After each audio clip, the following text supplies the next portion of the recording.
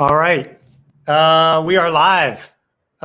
This is a real conversation with Rick Ray and an episode of the Rising Coaches podcast.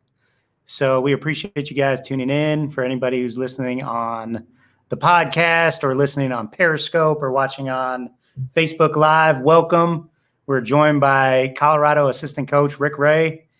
Coach, what's up? Gordo, I am quarantining at this point in time, so I've been stuck in the hotel for the past 5 days. Upon my arrival, I had to get the COVID test, and so hopefully I can actually start working on Monday. Okay, beautiful. So you just arrived in Boulder when?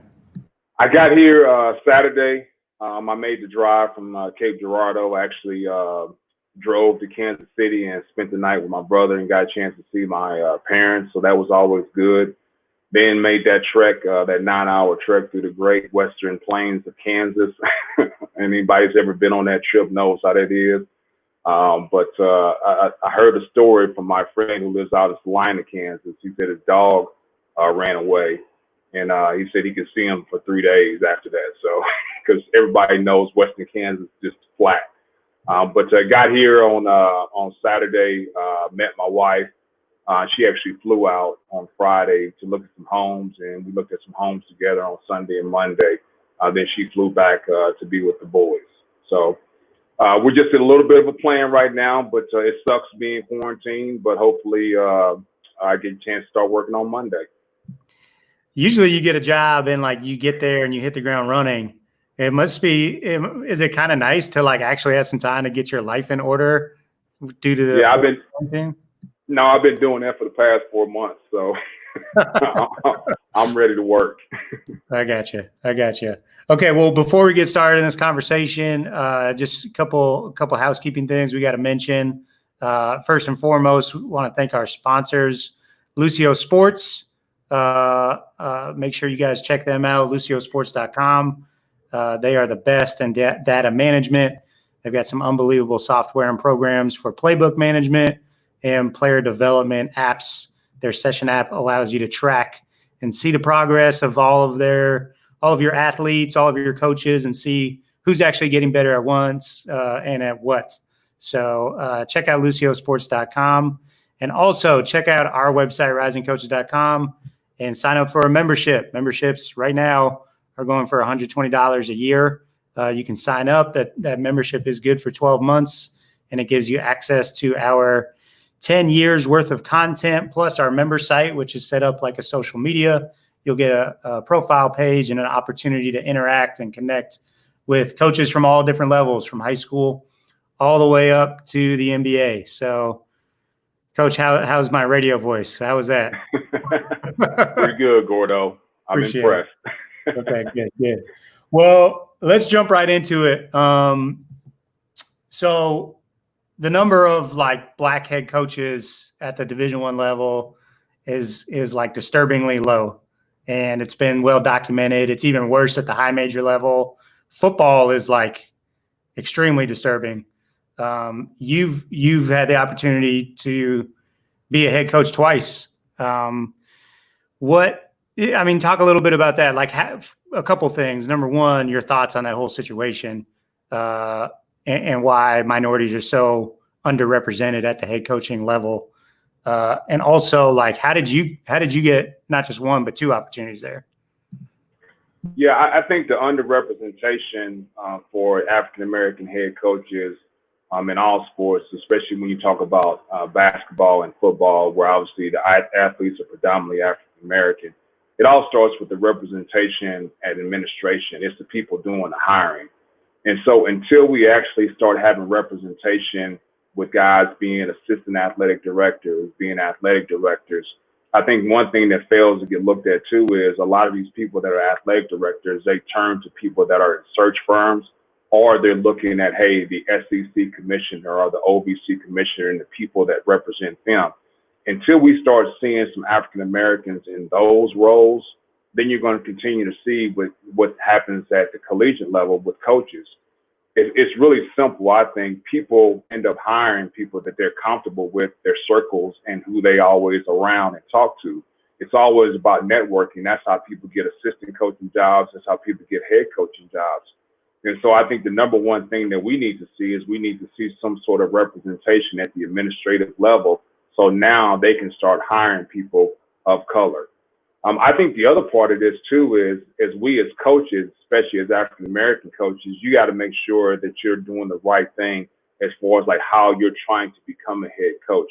I think there's this ownership as far as like, hey, I've got to be a great recruiter in order to become a head coach.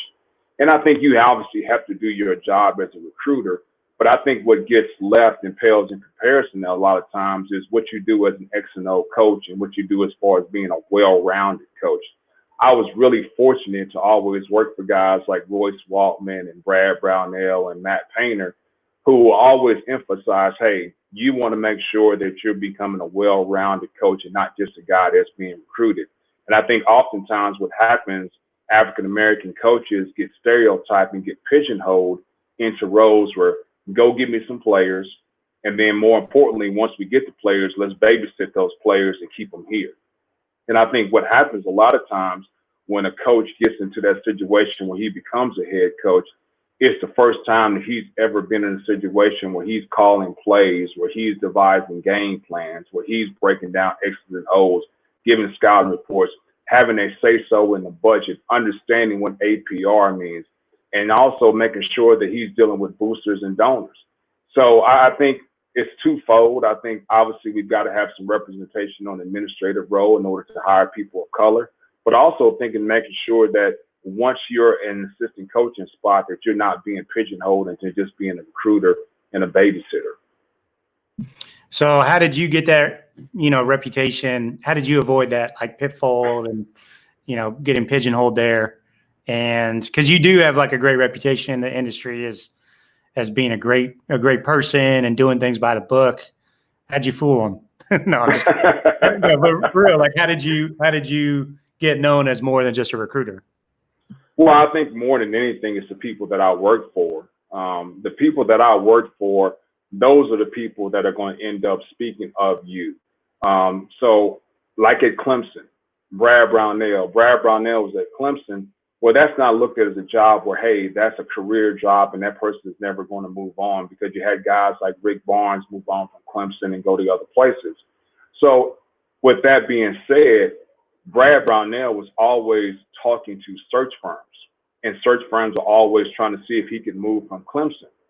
So in that talking and in those conversations, he would always bring me up to those search firms, to the administrations of people that he was talking to, and say, hey, if you're looking for a young coach, I said, I think Rick would be an ideal person for you. So he was kind of my loudspeaker, my mouthpiece. And the same thing with Matt Painter at Purdue.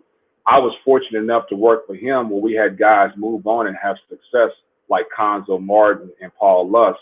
So they saw that Matt Painter had a tree and knew what he was talking about. So when Matt Painter now speaks on me and talks about me, he's always a situation where he has proof because he's been out and had guys like Conzo Martin and Paul Lusk have success. I think the other thing too is just, it's weird, but if people don't know this, I have an applied mathematics degree. And so when people see that, they automatically think that, hey, this person is intelligent, he's smart, when it's really maybe not the case. I just like math. But there's always this reputation when people see that, hey, he's an intelligent person, he's a smart person. But I think the other thing that's really helped me is just working for guys that do things the right way. Royce Waltman was really particular about making sure we follow the rules. Same thing with Brad Brownell, Matt Painter. So I've always been in a situation where I've never been put in a spot where, hey, I want you to try to like, hey, gray line. It was always black and white. And so having that reputation really didn't have much to do with me. It had more to do with the people that I worked for. So what is your advice for, I mean, not everyone could go work for Matt Painter and Brad Brownell. So what would be your advice for, a black coach or any minority coach to try to crack through that barrier and get that head job? Yeah, I think the first thing is making sure. I think so many people are worried about the next job and moving up, and they fail to do a quality job where they're at. the most important person that you have as your mouthpiece or as a reference is the person that you're working for or the person that you're working with. So to me, I just think so many people are always trying to network and go out and, hey, I'm gonna build this relationship. To me, the most important relationship that you have is with the head coach that you're working for or the athletic director that you're working for. And so those people are often going to speak of you.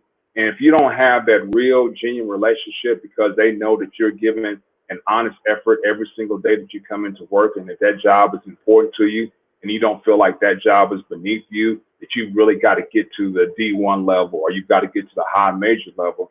To me, I think that's where people make the biggest mistake is they're worried about the next job instead of trying to be great at the job they're currently at. Then for me, I just think it's all about making timely moves.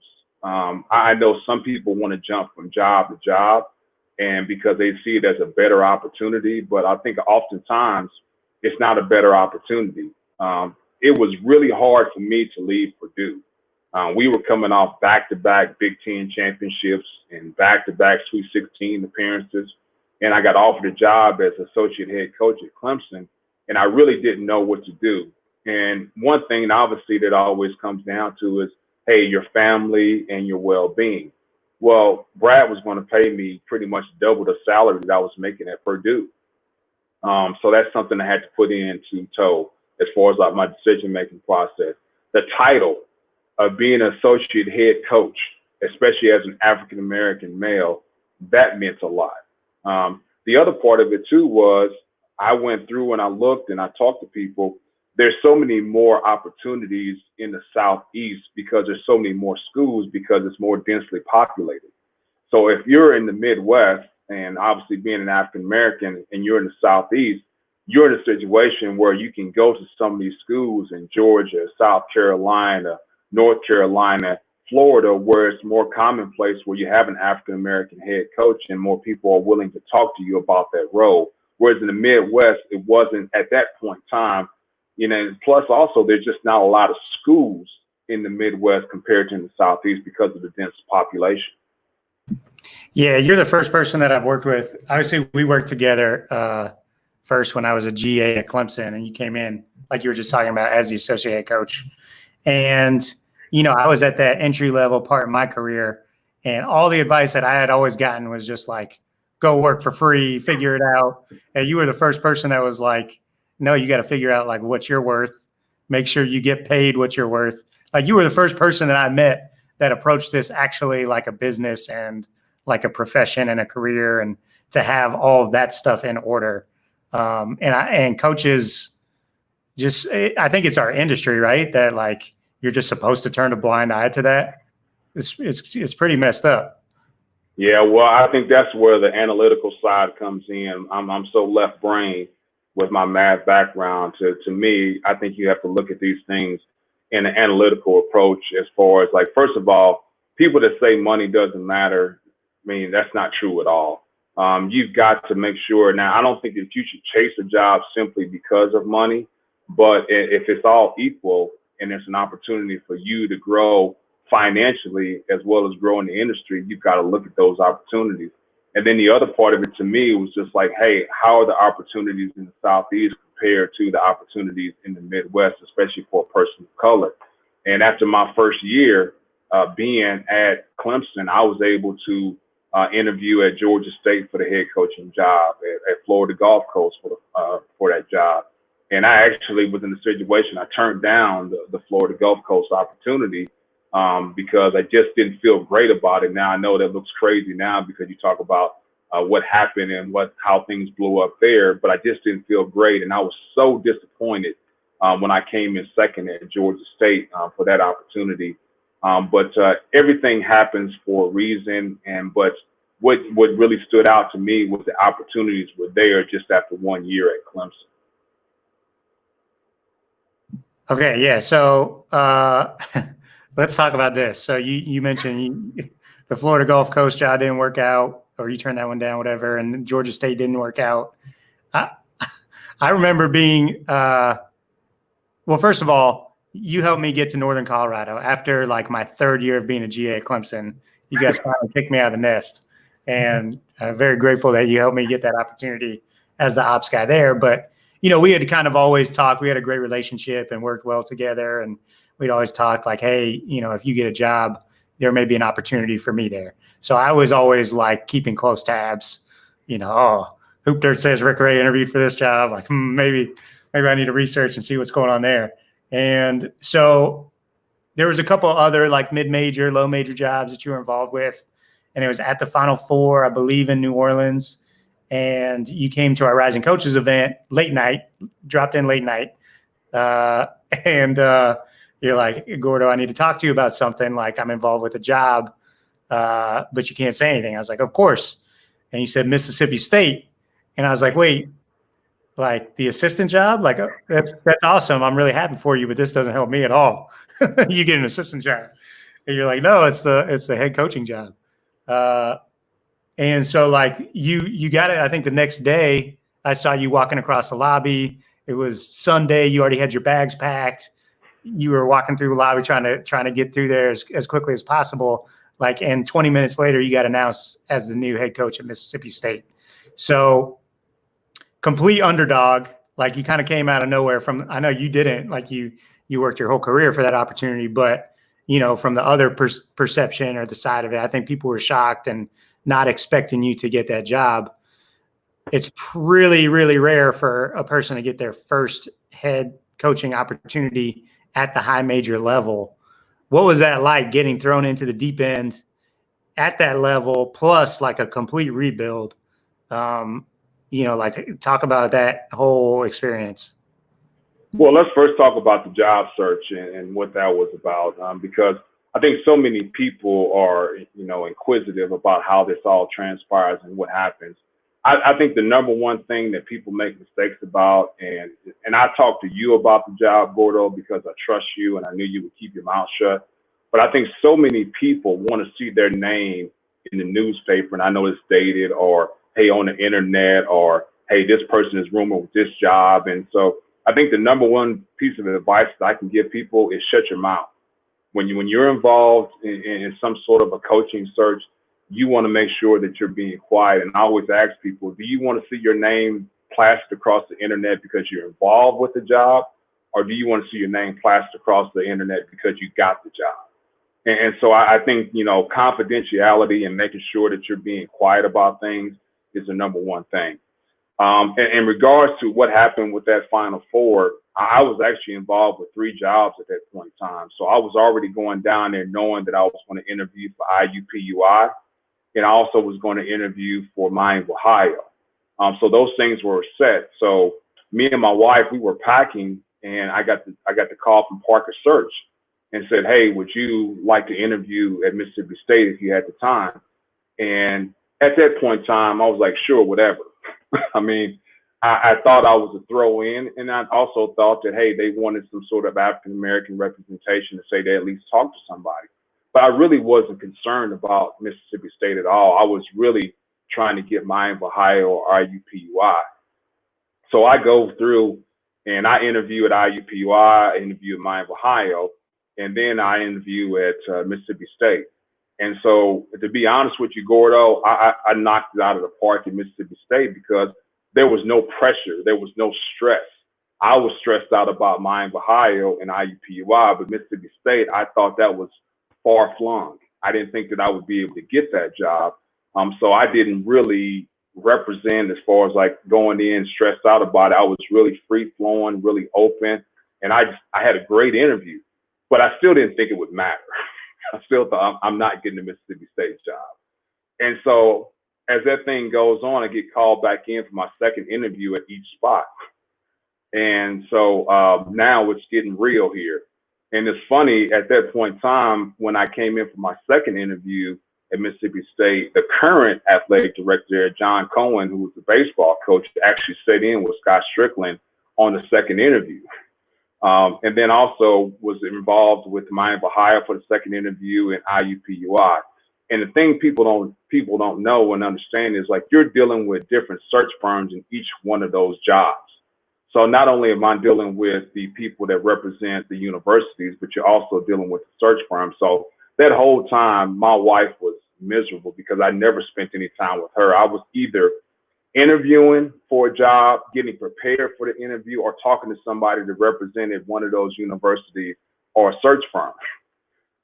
So I'll never forget this, and I hate to throw his name out there. I'm not throwing him up underneath the bus, but John Cooper, who was assistant at Oklahoma State, he's from Kansas City. I'm from Kansas City. And so I'm walking one night, he grabs me and pulls me across and says, like, hey, you know, are you going to get the job at Mississippi State? And I'm like, hey, man, how do you know that? You're not supposed to know that. And he says, well, I'm up for Miami, Ohio, and I knew that, obviously. But he says, like, if you get Mississippi State, I think for sure I'm going to get Miami, Ohio. And so I said, well, I don't know, man. Leave me alone. So we're not supposed to be talking about these things. It's supposed to be confidential. Thanks a lot, Eddie Fogler. So we go into it. So now I'm going to the third interview for all of these places. In the third interview, there's either the chancellor, president, board of trustees, somebody representing. So I go into those interviews and I get ready for my last interview at Mississippi State, and they want to meet my wife. So my wife comes up there, they meet her, they chat with her for a little bit. And right before I go into the interview, my agent calls me and says, hey, you just got offered the Miami, Ohio job. And I'm like, hey, have you talked to them or talked to anybody at the search firm? He said, no, they just left messages. I said, do not call them back. Like, I'm going into this last interview here at Mississippi State, and I think I got a chance here. And so, but whatever you do, do not call them back until you hear back from me after this interview.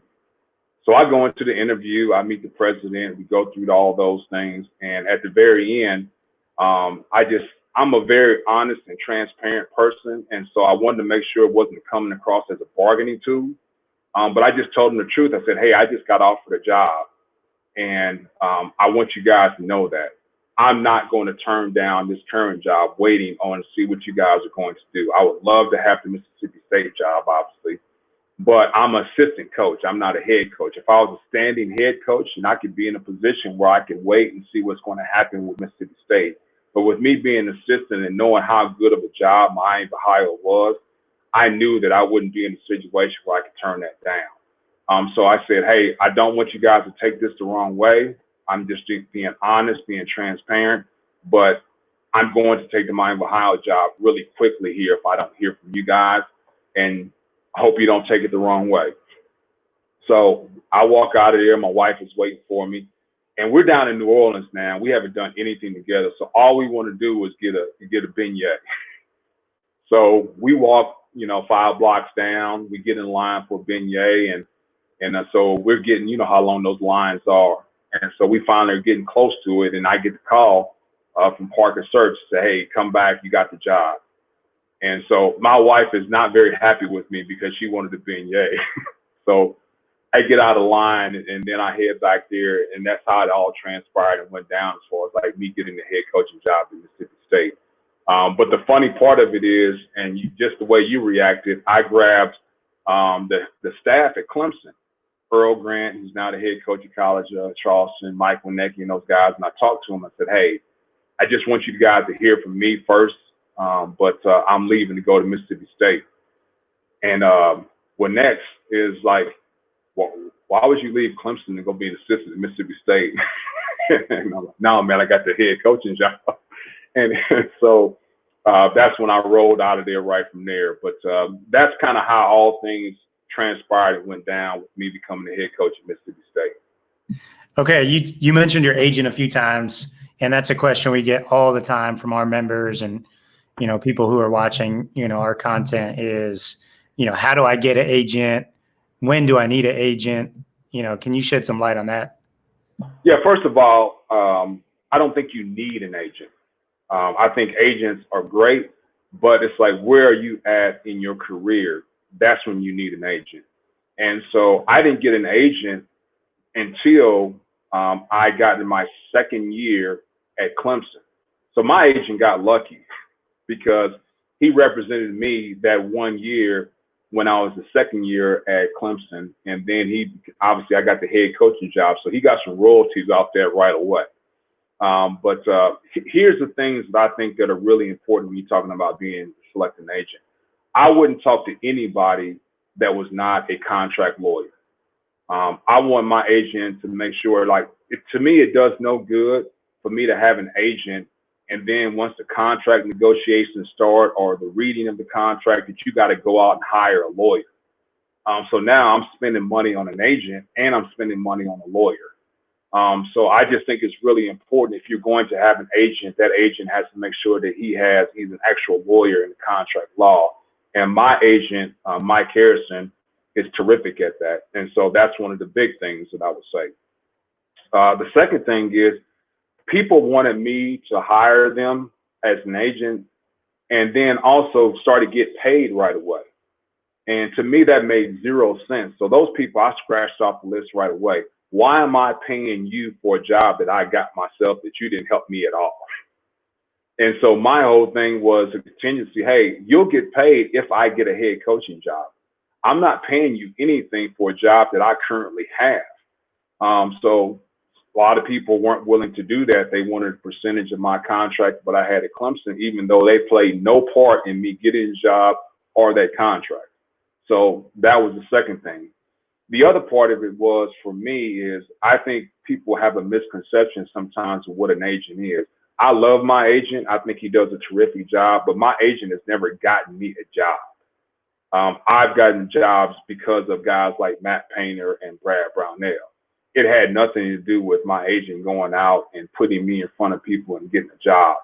I got the job because of 20 years of working my ass off in this profession, and then the reputation that you build up, and guys like Brad Brownell and Matt Painter vouching for me. Now, I know some people want that agent to get them a job. I just don't feel that's my agent's job. I think my agent's job is, once I secure a job or once I get offered a job, talking to him about, should I take the job, and then obviously coming in on contracts. And that's why I think Mike has been invaluable to me. Yeah, and that's the exact same advice that all the search firm people that we have come on our shows, and all the, the high level agents, they say the same thing. You don't need an agent until you're like in contention for a head job. Yeah, so good stuff. I know, like, we always want an agent. For me, like, I wanted one to get me a job, but like you said, it really doesn't work like that. You get yourself the job, and the agent handles the negotiations. Okay, so you get the Mississippi State job, like we mentioned. It's your first head coaching job. It's in the SEC, which is very rare. It is a complete rebuild. One of the first things you got to do when you get a head coaching job is put together your staff. And we had a legendary staff at Mississippi State. There's not a lot of great stuff we can point to about our tenure there. But our staff, you put together an unbelievable staff. And I mean, Wes Flanagan, who, by the way, as I was researching this, I just realized all these guys are currently still in the SEC. But Wes Flanagan, who's now at Auburn, George Brooks, who is still and will always be at Mississippi State, Chris Hollander, who's at Missouri, Adam Bowman, who's the was our video guy. He's director of operations at Alabama. We had some great GAs, Tanner Smith, Nick LeGrune, Tom Berryman. Well, Tom wasn't at Mississippi State. I'm sorry. He was at SEMO. But anyways, talk about your approach to putting together a staff. I've seen you do it. I've seen you make hires, and I think you're unique in the research that you do before you bring someone on board, and like the depths that you go to really get a good feel for the person's character. Yeah. Well, and I think you've already touched on it there, Gordo, that word character. To me, if you don't hire people with integrity, and if you're about integrity, then that person is obviously representing you when you have an assistant coach or director of basketball operations, graduate assistant. If that person doesn't have the same integrity and the same character as you, then it ruins your career. Because I think there's so many people as head coaches, they hide behind that, well, I didn't know what my assistant was doing, or I didn't know how he was operating. Then to me, that's still a fault of yours, because you're the person that hired him. So I go through painstaking efforts to make sure that I'm finding out about the person, because I always say I can't teach someone to be a good person when they're already a grown-ass man. So I want to make sure when it's all said and done that I know about that person's character, I know about that person's integrity, whether they're a person that's going to cut corners in the recruiting process. And I know a lot of times when you go and you interview with the head coach and they talk about, hey, we do things the right way here, and you get that line that's kind of a wink, wink. No, I just want them to know, like, hey, we're not doing anything against NCAA rules. We're not putting ourselves in a bind. I want to make sure that you understand that we're going to do everything the right way. And if you can't do that, I'm good with that. I'm not judging anybody. Everybody runs their program the way they want it to be run. But to me, it is of the utmost importance that you understand that I'm not saying this and then wink, go out and get me some good players. No, it's like, hey, we want to make sure that we're operating with the utmost integrity. So I think that that's the number one thing. So with that being said, it's not very often that when I talk to people, if I don't know somebody that knows you really well, that I trust, then it's a waste of time. I think a lot of times when people are going after jobs, it's like, who are you dealing with and who is that person? Because if you got people calling me all the time and it's like this hierarchy person that's a big name, if I don't know them, it doesn't mean anything to me. And so it's got to be coming from people like Conzo Martin, Paul Luss, Earl Grant, Brad Brownell, Matt Painter, Adam Gordon. If I don't know those people and you got all these people calling me now, it doesn't mean anything. The other part of it is I don't want to be recruited as a head coach. And I always tell people when I start to get involved with them, I say, hey, there's no need for you to have anybody call me. I will call the people that I want to talk to. And so I oftentimes in those situations, people lose jobs with me because as soon as I get off the phone with them, they've got somebody calling on their behalf or texting on their behalf. And so right off the bat, you're done because you can't even follow instructions. I ask you not to have somebody call on your behalf. I don't need that. I know who I want to call. I know who I want to talk to. So I just think a lot of people eliminate themselves in these job searches because they don't know the pulse of that head coach and the people around them. So it's always great if you know an assistant or somebody close to them and you can say, hey, how do I go about impressing this person? And if that person says, hey, Rick doesn't want all their phone calls, and then you go out and have all the phone calls, then to me, you just shooting yourself in the foot. So to me, it's all about, hey, is that person, can I trust that person? That's the number one thing that I go through first. Yeah, and it is hard because like every head coach, some head coaches do want to be recruited and they want, graphics texted to them every morning and they want to know how badly you want the job. So figuring that out is like half the battle, right? Right. I think you got to know the pulse of the person that's doing the hiring and making sure that you understand that pulse. And I know sometimes people, it's just like recruiting, right? If you're not like hitting them every single day, hey, this coach, this program wants me the most, but that may not be the case. The other coach just may have some respect for your private life and your personal life that they don't want to be involved. I know I would say when I was a 17-year-old guy, like I don't want to talk to a 40-year-old man on the phone every day. I just don't want to. I want to hang out with my boys and, talk to my girlfriend, play video games, whatever it is. But the last thing I want to do is sit there and talk to an old man on the phone every single day. So it's the same thing with me when they're talking about coaches and who I'm hiring. I don't want to hear from all these existential people. It doesn't mean anything to. Yeah, for sure. That's great stuff. What about like your approach when you were going after some of these head jobs? Same thing? Are you trying to get a feel for how much the AD wants to hear from you? Are you like, I remember talking to Earl Grant when he was going after the College of Charleston job. And he said he was texting the AD every single morning, just a quick little thing to let him know how badly he wanted it. But like, you're not doing that stuff, are you? No. And I know some people have these presentations, they have portfolios, they have, how their program is going to be run. I never had one single piece of like media. I never had a portfolio. I never had a notebook. I never had a handout. At no point in time did I ever do anything like that. I just went in and I answered questions and I talked. And I know some people, hey, that means that you don't want the job as much. And I always like, hey, what do you want from me?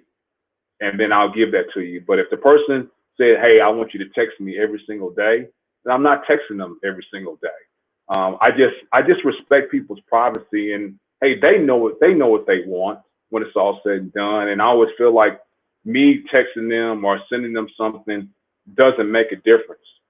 I just don't think it does. Hey, did you impress that person when you were in front of them, when you went through the interview process?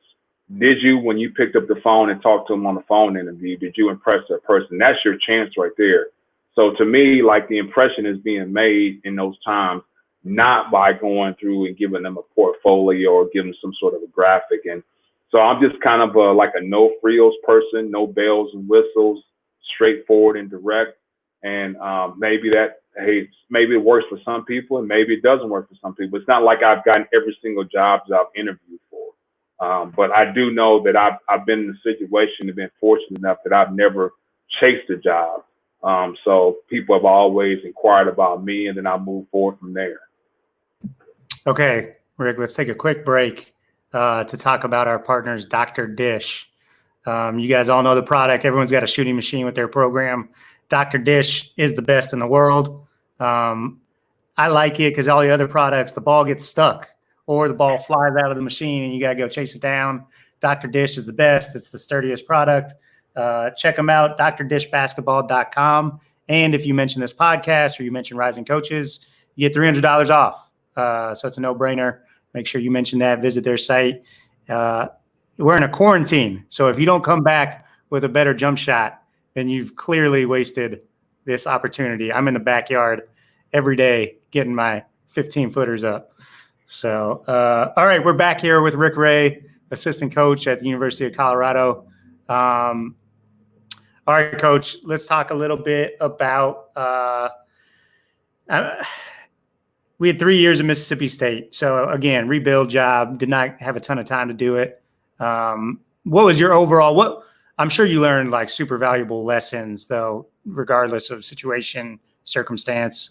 I'm sure you learned some great lessons, from your experience there. What are some of the lessons you learned? Yeah, I think the number one thing for me is I think when you go into a job like that, knowing the temperature of not just the job, but the people around that job. And I didn't think I had a very good gauge of what it took to be successful at Mississippi State by coming from Clemson. And I thought it had an immediate impact on what we did there. So I think the second thing is, I think now, if I had to go back, I thought that we moved way too fast in our recruiting efforts. I didn't think that we knew what it truly took in order to win in the SEC and at Mississippi State. And we should have paused, pumped the brakes, and hey, we may go through this year and not have enough personnel or not be good enough. But I think the bigger mistake that you make is when you go out and you recruit guys right away, and those guys aren't what's going to take the necessary in order for you to be better at Mississippi State, in order for you to win games. So I thought that we moved way too fast in trying to build a roster and fill a roster. And what we should have done is hey, we weren't going to win there our first year no matter what happened. I just think that you as a young first-time head coach, you think we're going to come in and we're going to win 20 games. No, you're not. You're just not. And so just wait and see what type of players that you need in order to win at Mississippi State. And I don't think we afforded ourselves that opportunity. I thought, especially in the day and age of all the transfers, that we should have, if we go through and we've only got 8 scholarship guys, there's nothing wrong with that. But we felt we got to have 12 scholarship guys. No, we didn't, because no matter what, we weren't going to be very good that first year. But if we would have took some transfers and waited and see, or hey, let's see what's out there. Let's see what type of mob players that I need in order for us to win at Mississippi State. Then I think we'd have been afforded a better opportunity to win. So those are the two things that I think right off the bat. And I think the other thing is what you talked about. I thought we had a great staff. Wes Flanagan is just an unbelievable person.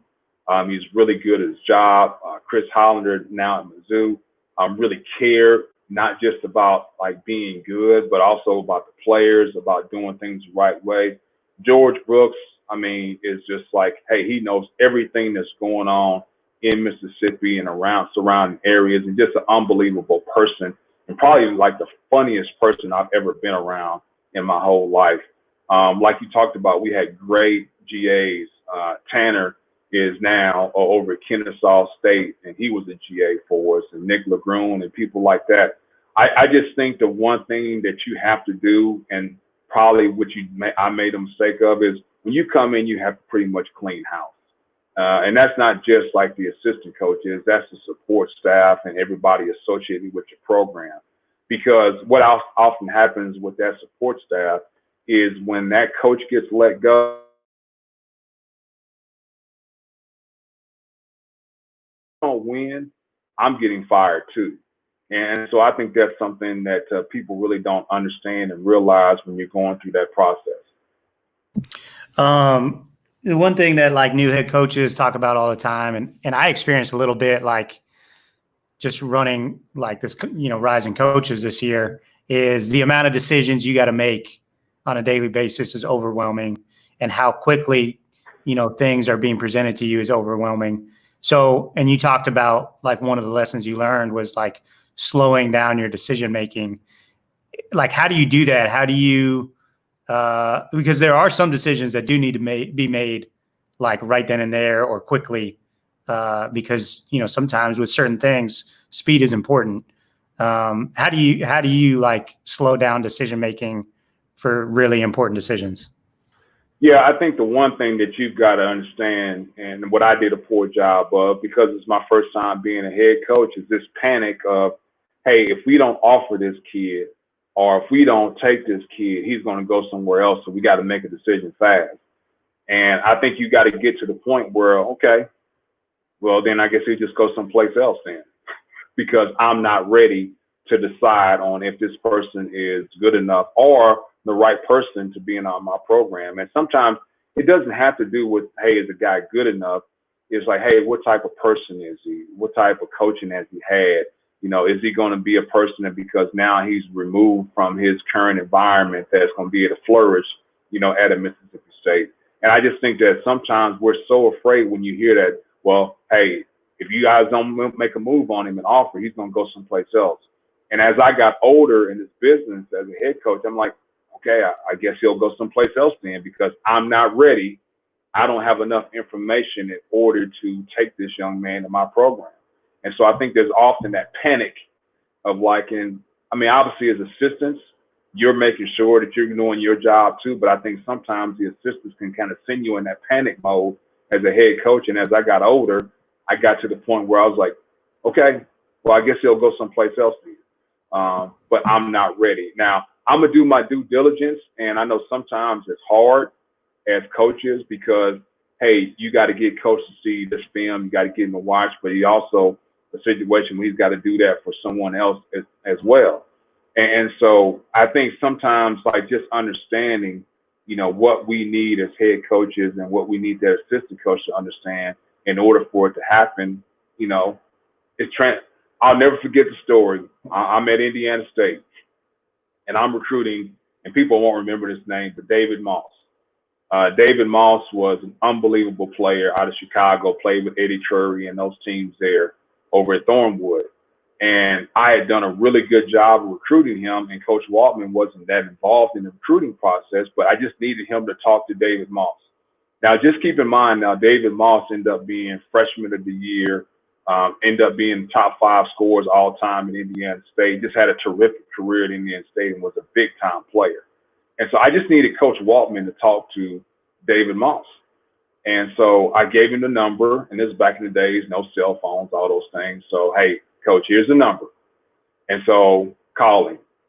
And so next day, hey, Coach, you talked to David Moss. Like, no, I haven't. Okay. So then the next thing is, okay, hey, 2 days later, Coach, have you talked to David Moss? No, I haven't.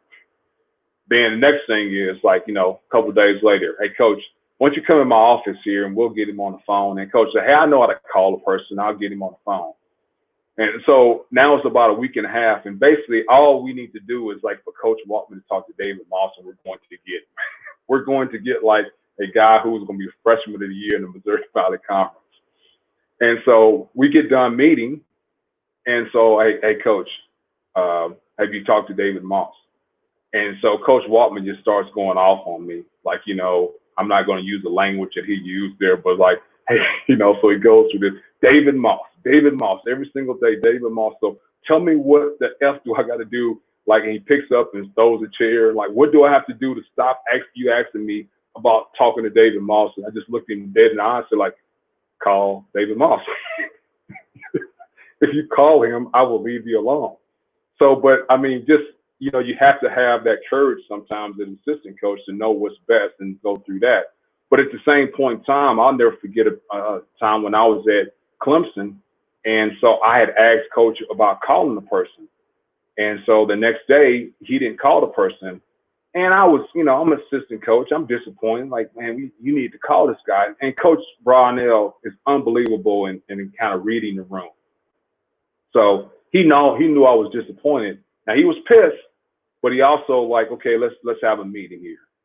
So we went into that meeting room, and he said, Rick, I want you to put up all the guys that you think are important for me to talk to, and then all the IAWPs, the people surrounded by them. And at the high major level, you're not just recruiting seniors, you're recruiting juniors and sophomores and freshmen. So I put all the people, if they're AAU coach and you need your hit, uncle, whoever those people that were important. So then Earl Grant gets up, he does the same thing. Mike Winecki gets up and does the same thing. Say, Rick, now I want you to go to the board right there, and I want you to put down the scouts that you had last year. Put down all the scouts that you had. So I put down the scouts that I had, North Carolina, Virginia Tech, what have you. Earl Grant does the same thing. Mike Winecki does the same thing. Then on another whiteboard, hey, put down your guys that you're in charge of academically. Every assistant coach has 3 to 4 guys. We go put on our guys. And he says, like, well, here's what I want you guys to understand as a head coach. Like, those are your recruits over there, that third of the board. He says, that whole board, those are all my recruits. He says, those scouts that you have, the third of those scouts that you have, he said, yeah, all of those are my scouts. Those guys that you're in charge of academically, your 3 or 4, like all 15 are those are my guys. So what you guys don't understand is that, like, hey, you're not doing what you think you're doing when it's compared to what I'm doing as a head coach. And it really gave me a great perspective of like how hard that job is. And he's dealing with the media, and he's dealing with the boosters and donors and administration. So I just thought it gave me a great perspective on like what that job really entails, because until that point in time when you saw it all up on the board, and then he talked about, yeah, those are all my scouts, those are all my recruits, then you started to see now, wow, I now understand what this all encompasses. Yeah, for sure. That's a great Coach Brownell is the best at that. Like, he's very good at making his point through things like that. Okay, so you mentioned like feeling like you rushed into some decisions at Mississippi State. After your 3 years, you get another opportunity at Southeast Missouri. I feel like your approach was different. Like, you were much more, I mean, was that a concerted effort to be much more patient in terms of like building a roster? Yeah, I really think so, because first of all, you got to be able to understand what the job is and what it entails. And you really don't know that until you start actually coaching your players and playing a Murray State or a Belmont. And then once you get in those games, you play those games, you're like, hey, we need better players, or we need to shore up this. And I don't think you can truly understand that unless you've been in that league before, and unless you're familiar with that personnel, what it really takes in order to win there.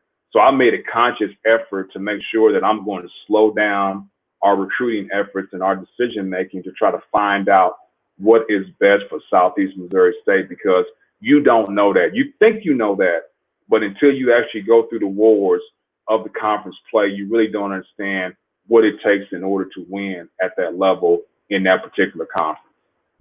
Yeah, and obviously you did a great job bringing in talent. Of course, it helps to inherit a guy like Antonius Cleveland, who goes on to play, for the Mavericks and bounce back and forth between the NBA and the G League, but also brought in, a Denzel Mahoney, who was on track to be the leading scorer all time, shatter all the scoring records in SEMO history before he transferred to Creighton, where he was the sixth man of the year in the Big East this year. Taj Edey, who just signed to play his graduate year at USC in the Pac-12. You'll play against him this year. I just thought about that. I mean, really did a great job bringing in, some talented guys. But the transfer trend really hit hard. What are your thoughts on transfers in college basketball today, and also, where it's heading with, allowing transfers to, have that one-time transfer rule where they don't have to sit out? Yeah. Well, first of all, talking about the transfer situation, I think it's really difficult because what you do is you have to rely on the fact that there's a lot of loyalty in the recruiting process. And I don't think that people outside of our industry, the common fan, understands what it goes into the efforts to recruit a young man, and then also what you do for him while you're there. And I think that one of the things that I hang my hat on is player development and skill development. Now, obviously, Denzel Mahoney was a talent. Antonius Cleveland was a talent. But I think both me and my staff did a great job of getting those guys to their maximum potential by the work that we did. I just think that X's and O's are great, but you got to make sure that your players have the freedom and the ability to go out and make plays. So I think that we put a lot of work into that, and then oftentimes it's not reciprocated. But to get specific, as far as a Denzel Mahoney, when he left to go to Creighton, Denzel Mahoney had unbelievable opportunities when he decided to put his name in the transfer market. And obviously it's different now, what you have to do, but you have to get the release back in those days and go through all that. But he had nothing but high majors that were coming after him. And then when he ultimately decided to go to Creighton, I never forget the conversation I had with my administration. They wanted me to focus more on relationships with the players. And I said, hey, I'll go through every effort to make sure that I'm building great relationships with my players. But at the end of the day, I just want to make sure you guys understand this had nothing to do with relationships. Absolutely nothing to do with relationships. And they just didn't understand that. And they said, well, what do you mean? I said, for instance, okay, Denzel Mahoney is going from a situation where he was taking 18-hour bus rides back and forth to play Jacksonville State. And instead of him doing that now, he's hopping on a private charter to go play Georgetown and Villanova. I mean, there's a little bit of difference there. You can't beat that. And so now, instead of him playing in front of 1,000 fans when he performs, now he's playing in front of 17,500. I mean, you're not beating that. And they said, well, I still think relationships would matter. And I said, okay, let's make this easy then. Creighton offers you a job, assistant athletic director, compliance officer, whatever. What are you doing? Well, I'd have to talk to me about my wife. And I said, well, let's move on to a different conversation then. They're like, why? I said, because you're not being honest. If you're not going to be honest, then there's no reason for us to talk about it. You'll be gone. And so I just think the climate has changed now, where you just can't expect the loyalty to be reciprocated. And what happens, it's just the current market that we're in. And so jobs like SEMO, when you have a player that is good as a Denzel Mahoney, it's going to be really difficult in order for him to stay there if he's getting recruited or there's overtures there from high major Power 5 conferences. And, somebody said, another person in administration said to me, what about Ja Morant? Ja Morant stayed at Murray State. And I laughed. And I was like, Ja Morant is going pro after this year. He doesn't need to transfer. Ja Morant is going to be a lottery pick. It makes no sense for him to transfer to another institution, sit out a year to do something he could have done last year at Murray State. I'd say it's two totally different, situations. So in regards to transfers, I mean, I just think it's the way it is now. I think we need to stop talking about this as a trend or what's happening. It's a way of life. And the unfortunate thing is and I think it's going to happen, when you don't have this 1 year sit out rule, when you don't need exemptions and you're allowed to play right away, I think the CMOs of the world are going to end up becoming like minor league baseball teams, where they become feeder systems to the high major programs. But that's just going to be the way in the life of college basketball, and there's really nothing you can do about it. Yeah, I actually like it. It's going to present a whole bunch of challenges for coaches, and I think you're going to have to build your team 1 year at a time, almost like you would at the JUCO level. But I like it from the player's perspective. Maybe I'm in the minority. Maybe it's because I'm out of the coaching business and don't have to deal with those problems. But I'm a fan. That's exactly right. You are correct in that perspective. Yeah. Okay, we're joined live by Rick Ray, assistant coach for the University of Colorado, coming live from what looks like, I'm going to say, a Marriott. No, I'm a Hilton guy, so I'm at a Hampton. Oh, I should have known that. I knew. Okay, so you had 5 years at Southeast Missouri. Talk about some of the lessons that you learned from that experience, and why is it that you think it didn't ultimately work out? Yeah, and this is not a disparaging thing to say about Southeast Missouri State. It's just a difficult job. If you look at the history of what's transpired at Southeast Missouri State since they went Division I, every head coach during that time has either got fired for cheating or fired for losing. So I just think it's a difficult job. Now, it obviously has some things that make you want to point to it. I think Cape Girardeau was kind of a bigger town city than most of the schools in the OVC, so you have that as a selling point. I think the Show Me Center, as far as like the venue, was an unbelievable place. I think you have some amenities there. I mean, when we were coming from Starkville, Mississippi to Cape Girardeau, Missouri, and it had 2 hospitals and a Target, and it had an Outback Steakhouse, so it had some amenities there that can make it, hey, this could be a good situation. But I think when it's all said and done, I thought like Southeast Missouri State went to D1 in name only. You got to make sure that you're putting in the resources into that program. So if you want to compete, there's never been a job in America in the history of college athletics, college basketball, where a team is at the bottom of the budget or the bottom half of the budget and end up winning the OVC or any conference of that. So there's got to be an investment into that program in order for it to be successful. So I think that's the one thing. I think the other thing is we were able to go out and recruit some really good players, like a Denzel Mahoney, like a Taj Edey that you talked about. But you had to be able to keep them there. And so that was, to me, the problem was we had all these great players that we went out and recruited, but we weren't able to keep them there. And I think the last thing is, and this is something that boils down to, I discovered, and obviously you were there for this, going through this, that we had something going on in the program previous to when I got there. And I found out about it, and I made a decision to self-report. Now, I know a lot of people, and I've talked to some of my friends in the business when I found this out, they were like, don't report that. They said, you're gonna crush your own program. And I just couldn't do that.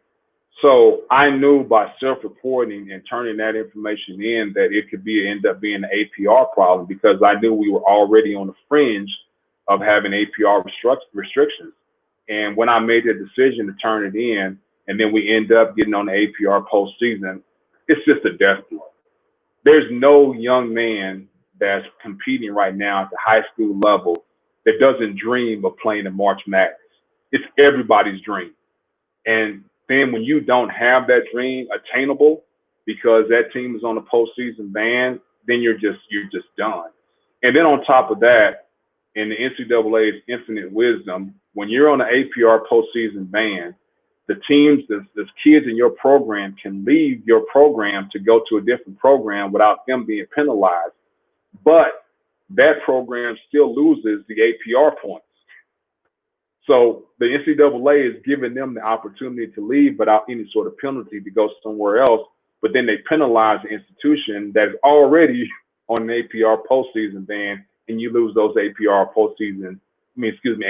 points on that too. So once you get into that situation, it's just really too hard of a hole to climb out of. Yeah, for sure. And it's unfortunate because we had that really good second year there where, we were a game away. We really should have won the OVC West and let it slip away. We swept Murray State for the first time in school history. I think the recipe for success that year is we had some really good talent with some of those guys you mentioned, Denzel, Taj Edie, mixed with, and Antonius Cleveland, of course. But Antonius was a senior, and it was mixed with a couple other seniors that really took Jamal ownership. Cleveland. Yeah, Jamal Cleveland, Trey Kellum. Anytime you have any good team, the players take ownership, and you really have to give veteran players. That doesn't happen with freshmen and sophomores. And once we got that APR ban and the transfers, we started getting hit with transfers, never able to get that, senior leadership, which, no matter how great your culture is, nothing can replace senior leadership. So that, it was unfortunate, but no doubt that, I don't know, it was a fun ride. It was a fun ride while it lasted. Right? How have the last 4 months been? Obviously, you got a new job now, getting ready to start. You're in your mandatory quarantine at the Hampton Inn in Boulder. But, before getting that Colorado job, how was that, period of time from getting let go at Southeast to, finding the next gig? Yeah, and I'll tell you this, every one of us has some sort of an ego. But the only time that when you see your name going across the bottom ticker of ESPN is when you get hired and when you get fired.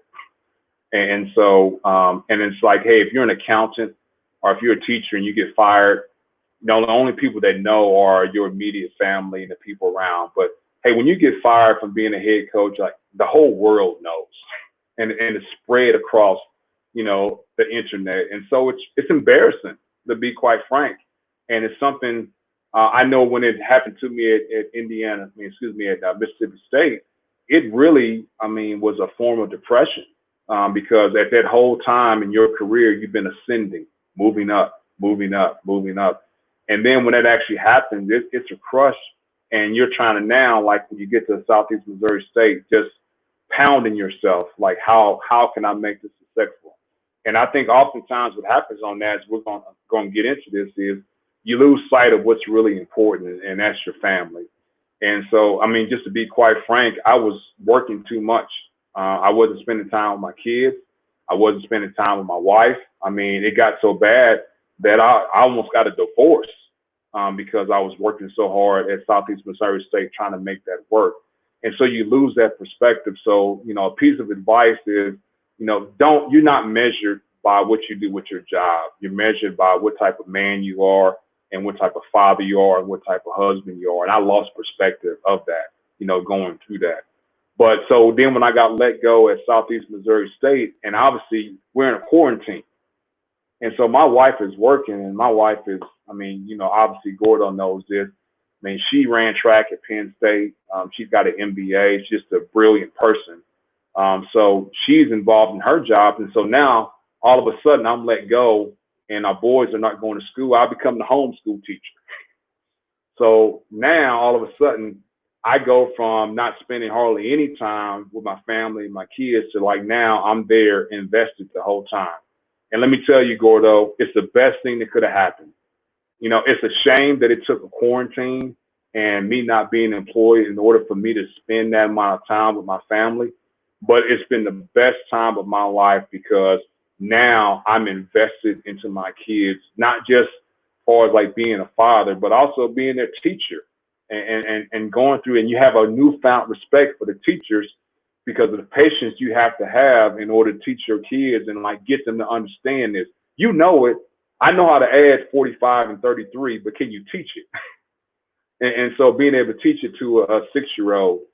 So those are the type of things as far as like a life experience for me that it's been unbelievable. And like I said, it's a shame. It took a pandemic and it took me being fired in order for me to spend that time with my kids and my wife. But it was the best thing for me.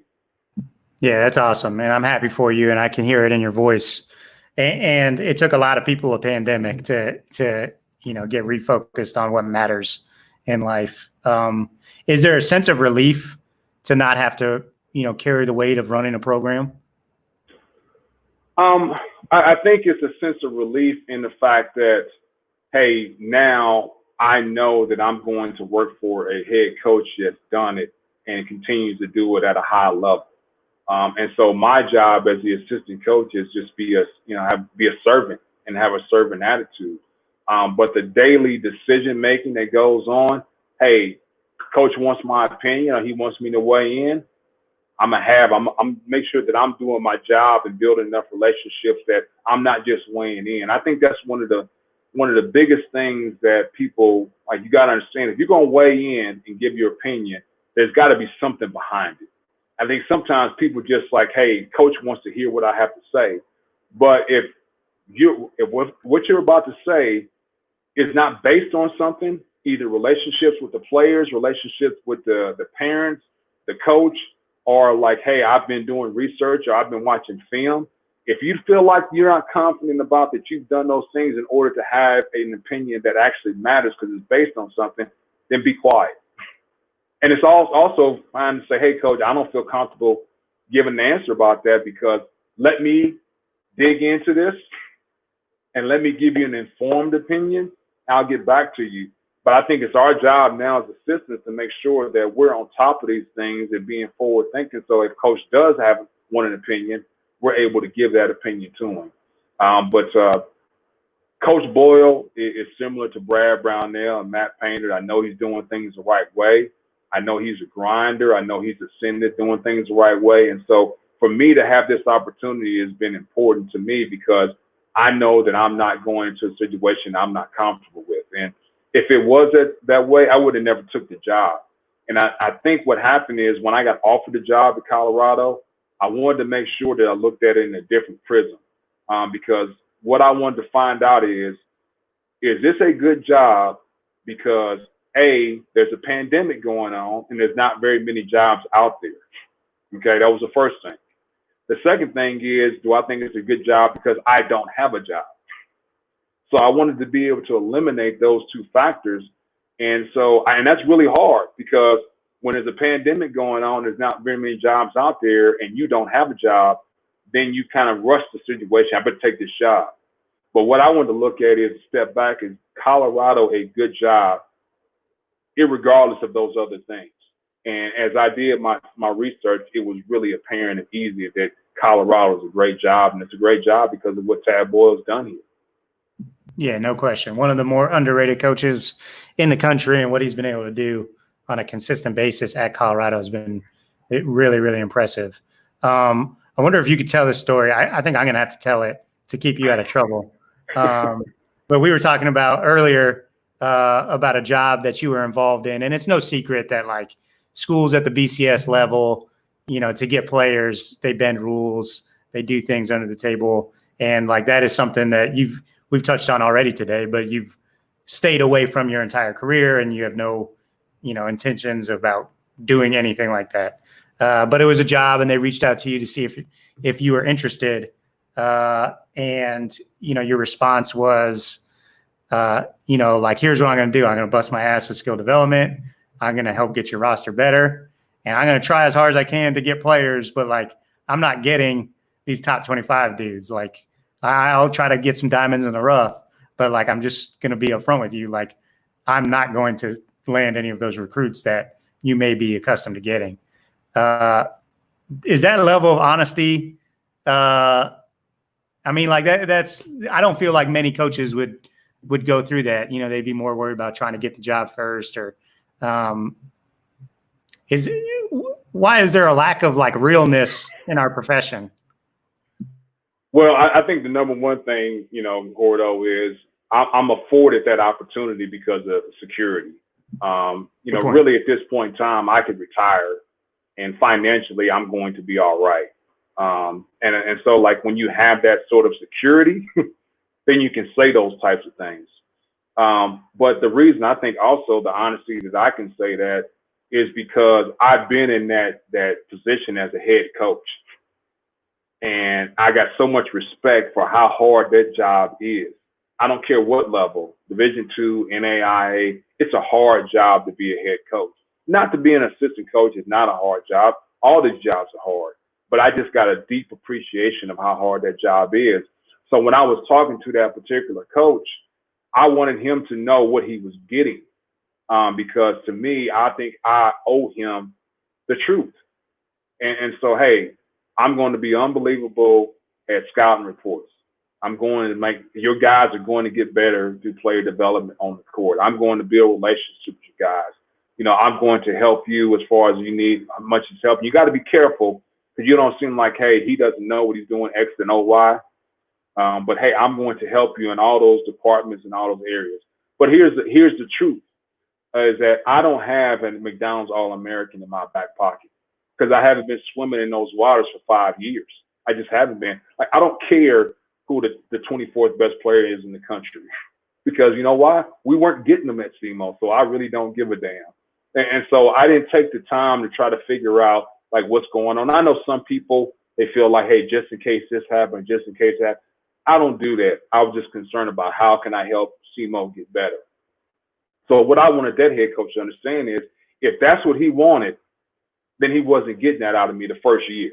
Now, hey, once I get back into the grind of things and I'm able to get in the grassroots and build relationships, hey, we're going to get involved in those guys. But my first year, that's not happening because I haven't been recruiting those type of players and we haven't been ingrained. And you know this, at the high major level, when I was at Purdue, we were looking at guys in the 8th grade, you know, and things like, I'll never forget, I went to go see Jabari Parker play when he was young. I went to go see Jaleel Okafor, you know, Paul White, all of those guys in Chicago.